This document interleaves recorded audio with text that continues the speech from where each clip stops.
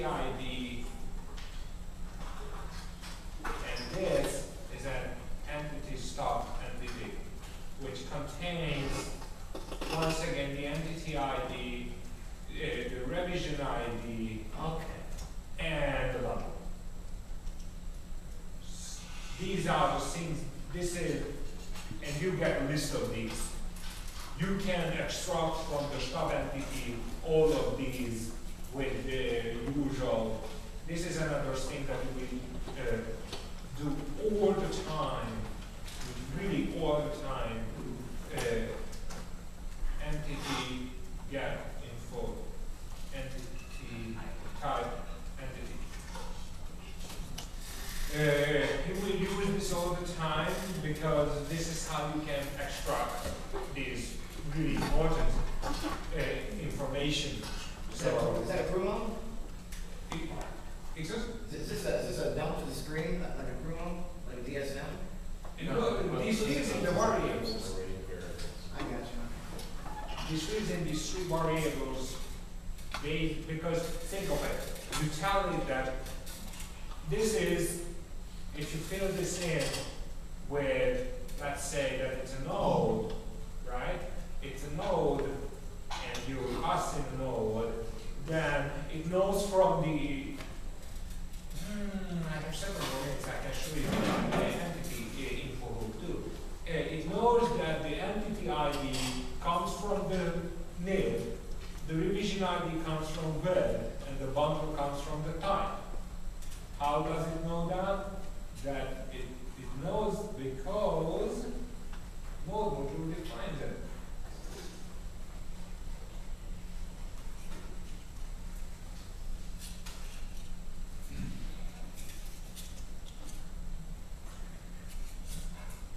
Trying to magnify this. Enough? Enough. Good. Okay. This is. Yep. Here we go. This is what it uses. This is. I'm not going to go into detail about how to define an entity because that will take a little bit more than the remaining 6 minutes. Just a little bit. I mean, look at it. So it's not too long, but there are a few concepts that I will need to explain.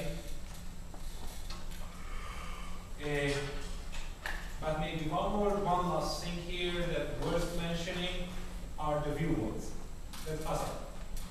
We have already got a glimpse of this, and this was the last argument of the formatter view, the display mode.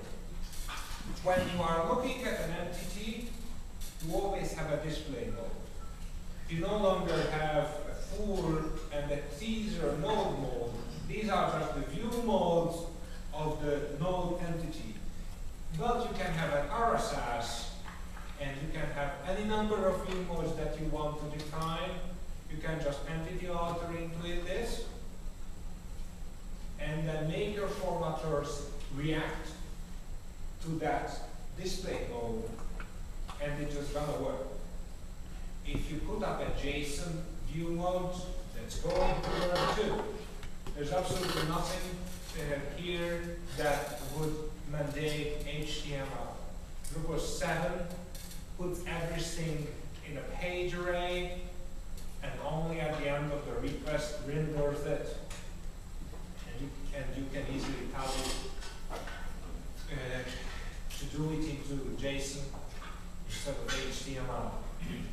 Much of the flexibility of the field API, especially the formatters, build on this page array. In 6, it was 4. In 5, you have the only renderable array that you had were forms. In 6, node content and forms were renderable. In 7, everything is renderable.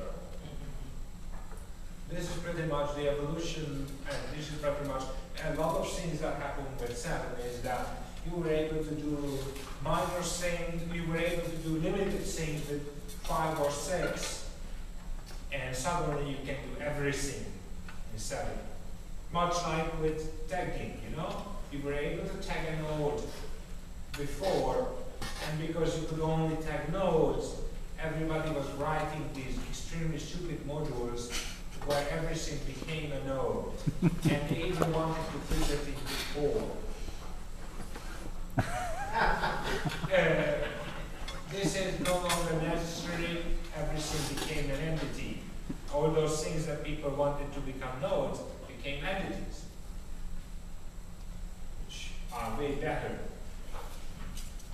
because they don't carry all the baggage that the node carries and are irrelevant for, say, taxonomy. Okay, so I briefly showed how to define an entity.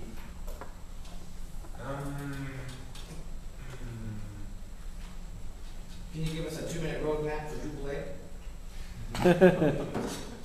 No. No, we are so busy with getting 7 out of the door. We want to get one of the most pressing problems is that the context information for the request is scattered into a million small utility functions and globals. We want to have a central context system, which is going to be one of the first things that happen for any field type hooks and node hooks really need to change into callbacks because they are not hooks. The entity API, because currently the only thing, every entity handles its own data storage, so you still have user save, node save, and so on. Load is centralized.